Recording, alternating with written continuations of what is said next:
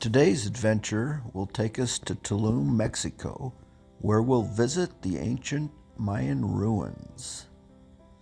Once you arrive there, you'll end up spending about $5 to park in the parking lot, and then you see tickets. And we spent, another $4 or $5 for the ticket that turned out to just be a ticket for the tram that takes you down the road, which is, half mile or so, to get to the wall where you can enter the ruins.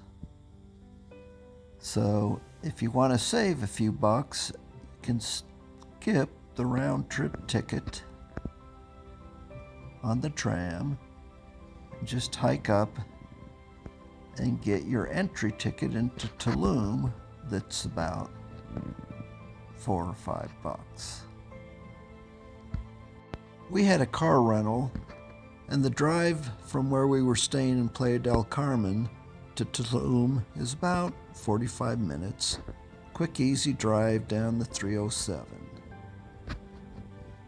There are also many tours that you can book that will take you there. But the car rental gave us the flexibility to go when we wanted. And that's Kelly walking through the wall as you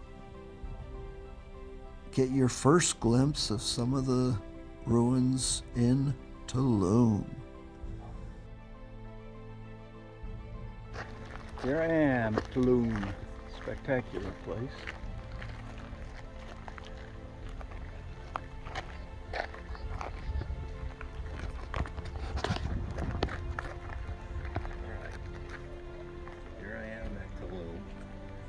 Let's see if I can zoom in on the iguana at the top.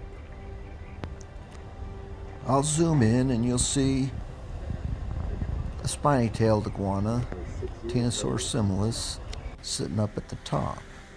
Wasn't a great view, but don't fret, there's many more as you hike around the ruins. This is one on the rocks at the cliffs overlooking the ocean. But you'll often see them sitting on the different rock ruins. And the vegetation around the ruins is beautiful as well. It's interesting. You'll see that all the ruins now are blocked off, roped off, so that you can't climb through or around or up on any of them any longer. Okay, Kelly, tell us a little bit more about Tulum.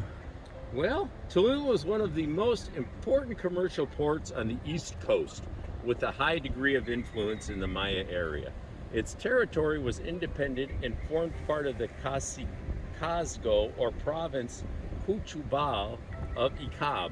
There were other important ports in this area of control, such as Po, Escaré, and Zala. Who needs to spend an extra $30 and hire a guide when you got Kelly around? As Kelly mentioned, Tulum was a major trading port, and goods like turquoise, jade, copper, cotton, food, and cocoa beans were traded here. I read that at its peak there were 1,600 inhabitants at Tulum. Another article I read said that there may have been 600 inhabitants actually within the walls of Tulum, and the rest of the people lived outside the walls. The combination of seeing the vegetation, the iguanas, the ocean, of course the ruins themselves, make this a spectacular location for a little hike. It may not be as spread out and as long of a hike as going to Chichen Itza, but it's a much shorter drive from where we were staying, and I recommend it. It's definitely a different experience than it has been in previous visits, since you can no longer walk among the ruins or through the ruins. But that is El Castillo, the castle. It said it served as a lighthouse for the sailors below. And on this day, you'll see no one's at the beach. I don't know if it's because of COVID or because the ocean was too rough, but generally you'll see people down there on the beach swimming. In front of El Castillo is Temple of the Frescoes, which is actually the best preserved of the buildings on the site.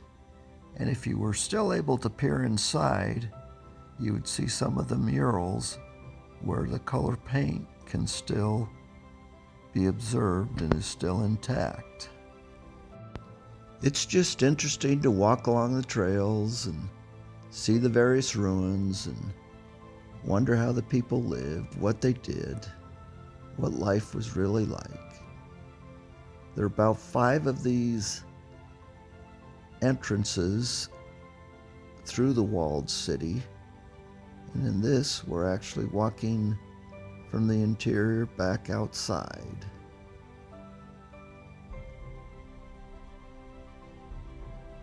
And that kind of shows you the wall, and we're not quite ready to leave yet. So Kelly, turn around, let's go back in. We walked from one side of the complex to the other side. Make sure we saw every iguana and all the ruins and didn't miss a thing. Well, it's not a particularly long or difficult hike. I guess the thing I would say is that temperatures are in the mid-80s. The humidity's pretty high, and the sun's beating down, so you need to be prepared with that. But if you hike up where I'm at now, you can see it's a little bit uphill and gives you better view. Kelly, tell me what I'm looking at here. You're looking at an Archaeoastronomical Viewpoint. Tulum is located on a rise from which it is possible to contemplate the sun's journey by day and to admire the heavens by night. It is said that the builders intentionally oriented the structure to register solar phenomena such as solstices and equinox, important events for initiating agricultural activity. At sunrise, following the longest night of the year, sunlight streams straight through an opening at the top of the temple, which you were looking at, the temple of the descending god. This phenomenon occurs at the time of the winter solstice. Very cool. Once we've walked everything, taken pictures of iguanas, and taken more pictures of iguanas, and more pictures of iguanas, there's a female. And seeing the ruins from about every angle and perspective you can see, it's time to finally head back out. Made it through Tulum, and now there's we're out, and Kelly got a Coca-Cola. There's nothing better than a Coca-Cola.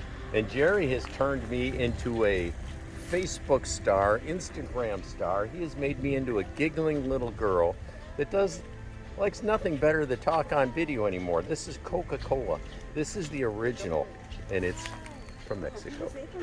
You can't blame it on me, because I don't even have an Instagram account. Cheers. Bye.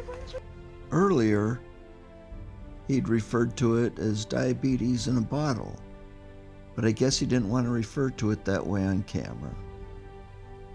But we jumped back on our tram ride, and at this point, I don't know, we'd had enough walking, so it felt good, and headed back to the parking lot where we'd get in our car and head back to our resort. But I hope you enjoyed your journey to see Tulum. Take care.